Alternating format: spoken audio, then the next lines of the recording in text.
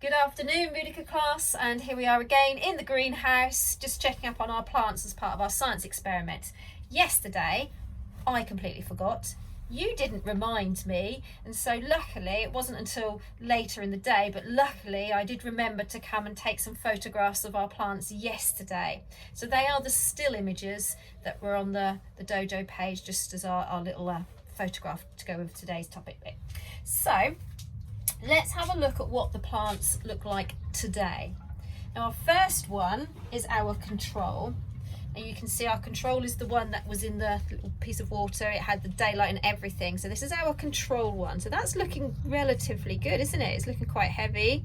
And we can see here we've got one little flower that's ready to come off. So I'm going to nip that one off because actually that's a dead head flower. So I'll get rid of that one so all the energy can go back into this. So the leaves are looking nice and strong. The stem of the flower is looking really upright. And the flower itself is looking really lovely. So that's all good.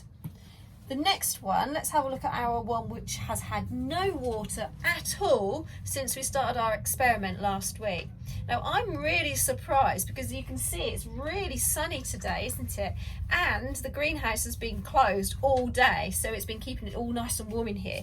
I'm really shocked to see just how healthy this one is still looking. It's had absolutely no water, so there must have been quite a bit of moisture still in the soil that it was planted into originally.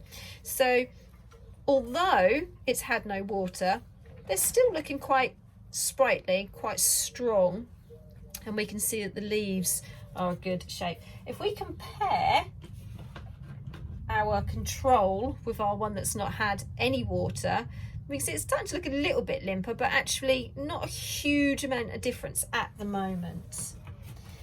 Now, the third one is the one that we put inside the sealed box. All right, this has had water, but it's had no light at all. So let's have a look. Ooh, let's have a look at this one. This one is looking a little bit worse for wear.